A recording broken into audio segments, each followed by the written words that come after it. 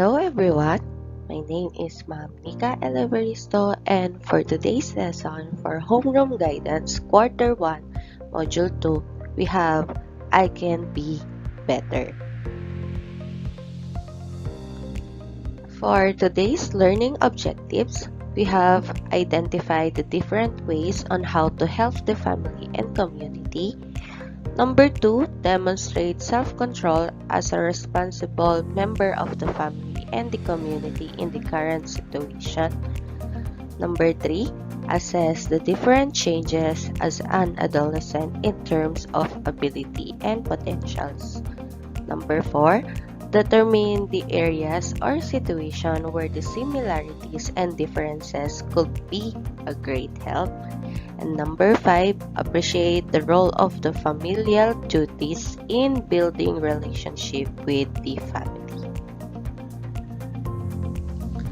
As you grow old, you realize that your abilities and potentials become more refined compared to those in the previous years. Expectations are also adding up.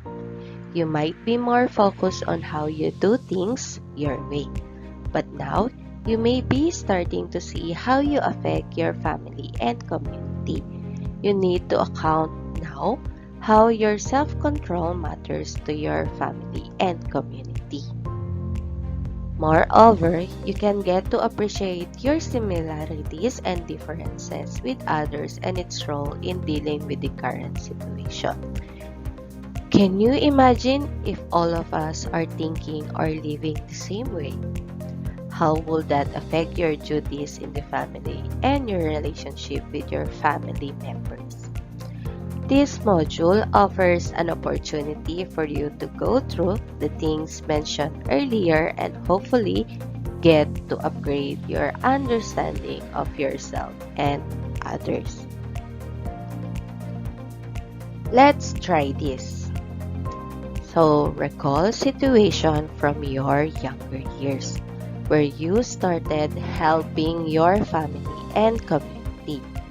List down the help you have been rendering since that age. So you're going to copy the table below on a sheet of paper and write your answer. So we have here an example. So the first column we have the age, and the next column we have help rendered in the family and community. So the first example is watering the plants, washing the dishes, running errands, throwing garbage properly, working on community projects, volunteering in tree planting. So from age 1 to 4, 5 to 8, 9 to 12, and 13 to present. So you're going to think all the activities that you have done in that age. So you only have 30 minutes or allotted 30 minutes to do this activity. For the processing question, write your answer on a sheet of paper. For question number 1, what do you notice on the things that you have done and currently doing in your family and community? Can you cite the similarities and differences? For number 2, what makes such similarities or differences? Next activity, let's explore this, which on a scale of 1 to 5, with 5 as the highest and 1 as the lowest. How do you rate your self-discipline and the discipline of the members of your family? Write the first name of your family members following the table below on a piece of paper. Feel free to add or remove rows based on the numbers of your family members. Then, provide the reason why you rated them such. Write your answer to the processing question after. So here's the example of the table. So the first column we have the family members. So you're going to write the name of your family members. Then the self-discipline level. So from 1 to 5, you're going to rate them. And then the reason why you rate them this such number. So you only have 30 minutes to answer this activity. So for the processing question, please answer on a sheet of paper. For question number 1, what do you notice with your answer? Number 2, what were your consideration in writing your answer? And number 3, do you think you can still improve your self-discipline? Steps to self-discipline. Self-discipline is defined as an ability to take control of yourself, particularly your behavior, emotion, and impulse from committing toughness and irrational behavior. It usually results in unpleasant and negative experiences. It takes time to develop self-discipline, and it requires certain level of awareness to fully understand how it works. One important thing that you must learn is how to control your emotion in dealing with different situations in your family and even in your community. Self-discipline could mean being on top of your emotions, and the best way to do is to learn them first. Most of the time, emotion directs people's action or behavior. For instance, if you are happy, you tend to smile, do simple acts of celebration, or even talk to your family or friends about it. When you are sad, you tend to isolate yourself from people. You don't have energy to continue your daily tasks or even keep yourself in silence. Human reacts based on how we feel. Managing emotion is good skill which form parts of self-discipline. Here are some pointers to manage your emotion well. Number 1, recognize your emotions. Be mindful how you feel on a certain situation. So for instance, whenever thoughts about schoolworks come to mind, how do you feel about it? Is it important for you to differentiate your thoughts from emotion? Remember, thoughts are usually ideas, while emotions are feelings. Know that there are positive and negative emotions, and both are normal part of your life. Number 2, the next thing to do is to name your emotion. Whenever there is a situation at home or even in the community, you can name your feelings. With the current crisis, what do you feel? With the distance learning modality, what feelings base describe you now? You may feel, I feel happy, sad, angry, excited, scared, anxious, and etc.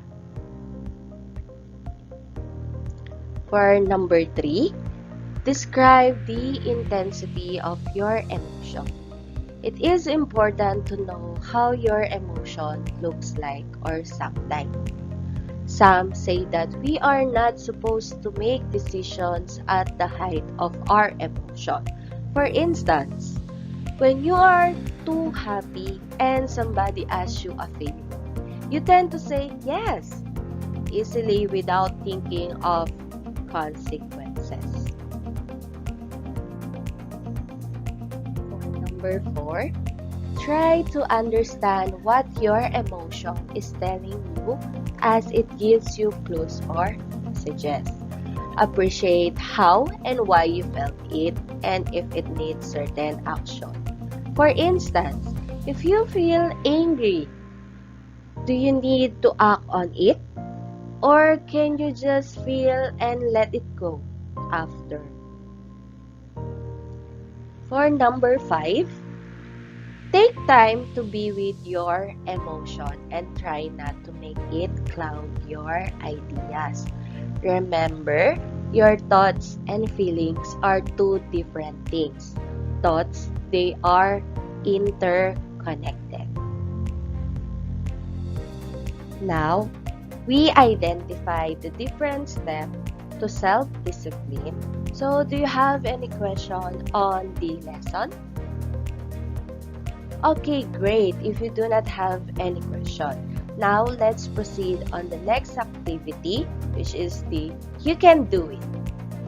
Choose a family or household members and try to compare your responses on the following situation. Write your answer on a clean piece of paper following the template below. So we have here a table. So you're going to copy this, and for the first table, we have the situation. So they are enumerated from 1 to 5. So first question, we have the number of COVID-19 cases is increasing in your barangay. Number 2, your family member broke something that is of great value to you without any apology. Number 3, you are being tagged as a liar in your family. Number 4, your friend revealed your secret and he or she sworn to keep between the two of you. And number 5, you failed an important test in school. Then the next table, you're going to answer, and then the other person. So you have allotted or suggested allotted time, which is 30 minutes. What have I learned? So based on your answer in the previous part of the module, try to analyze how you responded on the different situation. Can you say that we're in control of your emotion? Would your response be the same if you were only 12 years old?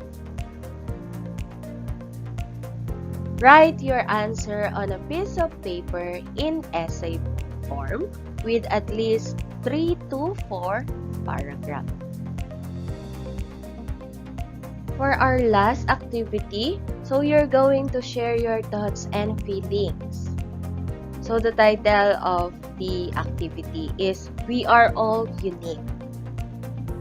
So write your answer on a sheet of paper. So choose a situation at home where your family members are doing their respective tasks and are showing self-discipline. Try to relate how it helps to build a good relationship with them. So you have suggested time allotted, which is 30 minutes. Remember, class, that positive and negative emotion and both are normal part of your life. It is okay to experience and to feel them. So it seems that you already understand our lesson and you listen very well. So thank you for listening. Have a good day. Thank you.